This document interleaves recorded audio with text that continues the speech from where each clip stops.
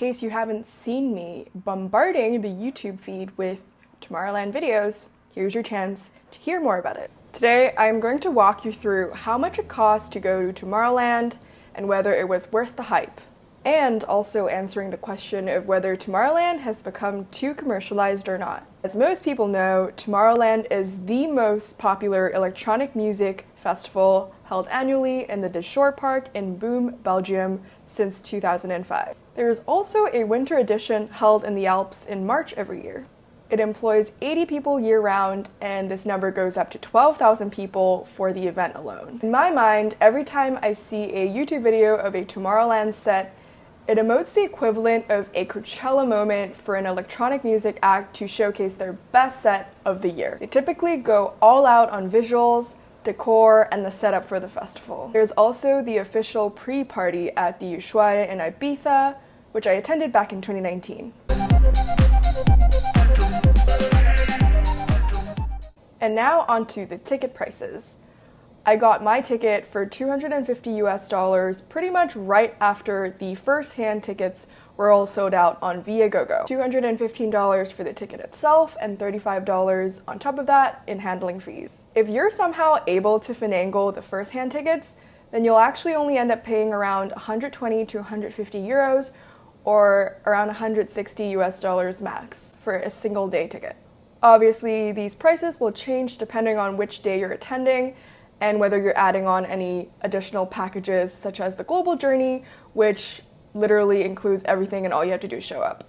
The VIP tickets for this festival run at around 1,000 euros each, and I would not recommend this unless you plan on only staying at the main stage because there are no allotted VIP sections on any of the other 16 stages in the festival. As for accommodation expenses, you can typically expect a higher and inflated price in any of the surrounding cities just because of the pure sheer volume of people in the area. We decided to stay in Antwerp because there was a direct train from Boon to Antwerp leaving every 30 minutes after the festival ends every day. The hotel costs around $150 per person for 2 nights. As for transportation costs, there is not that many options, and most people would typically end up taking this train that takes around 20 minutes from Antwerp to Boom for $11 per way. So this totals to around $22 for transportation for 1 day to and from this festival. And now comes the interesting part, the food and drink expenses at the festival.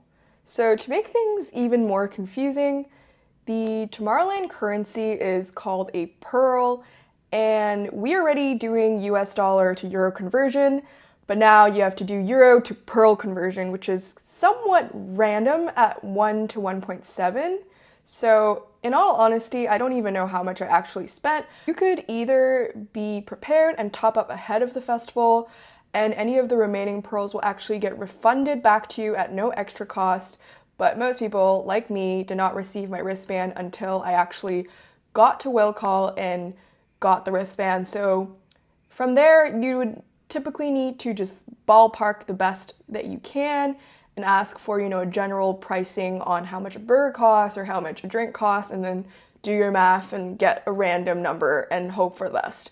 So I actually did 30 pearls, and I was able to utilize every single pearl towards the end of the festival. But rest assured, you can top it up, and it's not the end of the world if you lowballed, and not the end of the world if you highballed, because you can always ask for a refund at a price. There are additional expenses that you could incur if you choose to take a locker, which I did not do.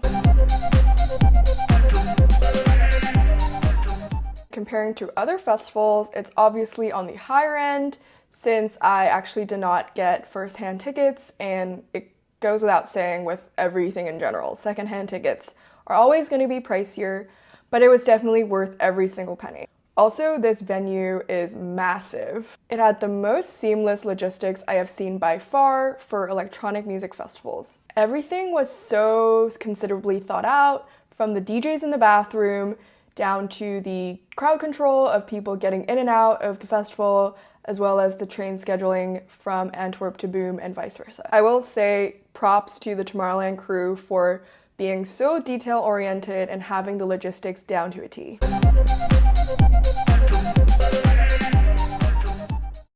As for the quality of the music and performances, There were 16 stages to choose from, so you definitely get a lot of different vibes just bouncing around different stages and seeing different acts.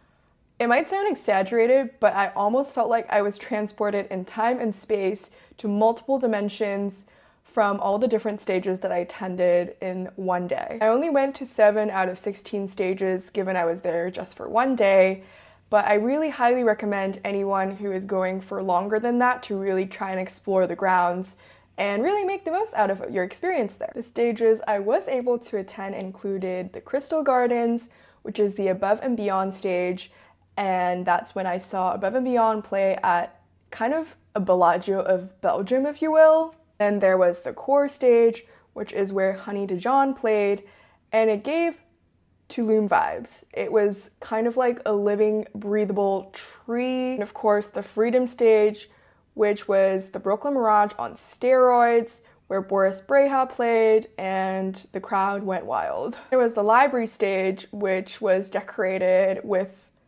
literal books, and we saw Kungs play there during the sunset, so it was absolutely incredible. I also managed to take a peek at where Enrico Sangiuliano was playing for Drum Code, and it was kind of like a really big Yuma tent at the Atmosphere.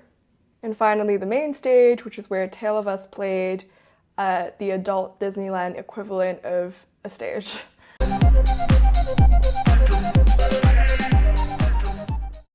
So, to conclude, this was definitely the pinnacle of all festivals that I've ever attended, and I think I've been to around 20 festivals at this point. And while some people may have concerns over it getting too commercialized, I actually think it stayed true to its origins and really delivered a fantastic festival experience.